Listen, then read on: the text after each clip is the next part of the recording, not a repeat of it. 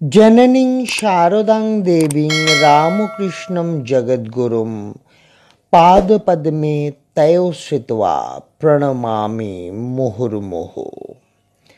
শ্রী শ্রী মা নিজেই বলেছেন, আমি তো নিজেই মায়া, না হলে সেই বৈকুণ্ঠ থেকে ধরাধামে এমন করে লীলা করতে আসি।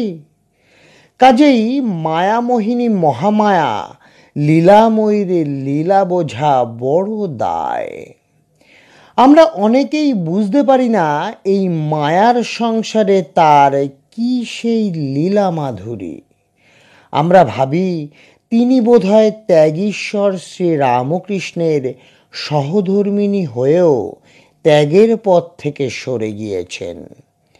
কারণ শ্রী শ্রী মায়ের ভাইজি রাধু, নলিনী, মাকু এদের নিয়েই তার যে মায়ার সংসার, তা যেন আমাদের কাছে খুব ঘরোয়া ব্যাপার মনে হয় খুব সাধারণ সংসারী, অতি ঘোরতর সংসারী। কিন্তু এই মানবী লীলার অন্তরালে ছিল একটা গভীর অর্থ।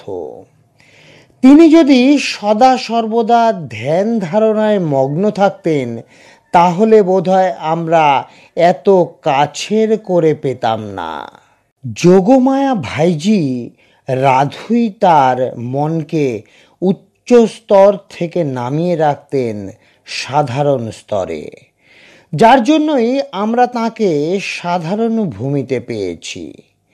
আর তিনিও কৃপা করে কাছে এসে আমাদের ধরা দিয়েছেন অতি সাধারণভাবে। তিনি আমাদেরই প্রতিনিধি রাধুকে উপলক্ষ করে বলেছেন অনেক কথা, যদিও আমরা বলি যে সেসব অতি সাধারণ কথা, কিন্তু তার মধ্যে রয়েছে অনেক ব্যাপ্তি। তিনি বলেছেন, রাধু মিষ্টি করে কথা বলো। এ কথাগুলো আমরা মনে করি শুধু বোধহয় রাধুকে বলা। না, এ কথা শুধু রাধুকে বলা নয়, রাধু এখানে উপলক্ষ মাত্র। রাধুকে কেন্দ্র করে তিনি যে জগৎবাসীর কাছে আবেদন রাখলেন, আচরণে আনতে হবে মিষ্টতা, জীবনে আনতে হবে সহিষ্ণুতা, ধৈর্য, স্থৈর্য নারীর অলংকার, আর লজ্জাই নারীর ভূষণ। এগুলো রাধুকে উদ্দেশ্য করে তিনি জগতের সমস্ত নারী সম্প্রদায়কে বিশেষ করে বলেছেন। সমগ্র মানবকুলের কাছে রাখছেন এই আবেদন। মনে রাখতে হবে, এ আবেদন সেই বৈকুণ্ঠবাসিনী সারদা লক্ষ্মীর। ব্রহ্মময়ী সারদা দেবী তখন রয়েছেন দক্ষিণেশ্বরের নহবতে। সাধন সঙ্গিনী গৌরীমাও তখন সঙ্গ দিতেন। শ্রী শ্রী মায়ের তিনি লীলা সহচরী। শ্রী শ্রী মায়ের সঙ্গে খুব ভোরে উঠে সাধন ভজন করতেন সঙ্গিনী গৌরীমাও। মা খুব ভোর রাতে উঠে গঙ্গা স্নান করতে যেতেন।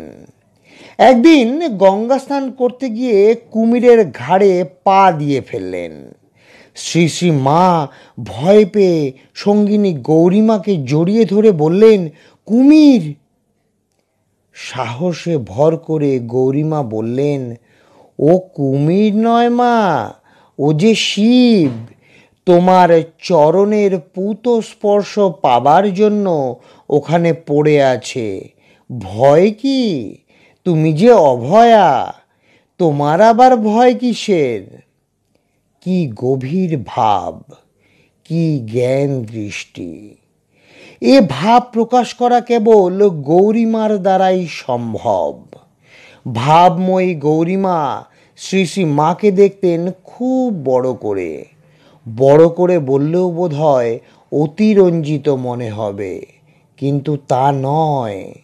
শ্রী শ্রী মায়ের অন্তর্নিহিত স্বরূপকে গৌরীমা প্রত্যক্ষ করতেন। সমস্ত দেবদেবীর ভাব ছিল শ্রী শ্রী মায়ের অন্তরে। তিনি কখনো লক্ষ্মী, কখনো হয়ে ওঠেন পার্বতী, আবার কখনো হরের পাশে গৌরী, কখনো নারায়ণের পাশে লক্ষ্মী, কখনো তিনি জগন্মাতা। তাই তো বলে, অনন্ত ভাবময়ী রাধার মায়া কহনে না যায়। কিন্তু সবটাই যেন গৌরীমা প্রত্যক্ষ করতেন। জয় মা শারদা, জয় মা অভয়া, জয় মা শারদা। আজকের পাঠের তথ্যসূত্র স্বামী আত্মবোধানন্দ মহারাজের লেখা জননী শারদার সান্নিধ্য সঙ্গিনী। জয় মা।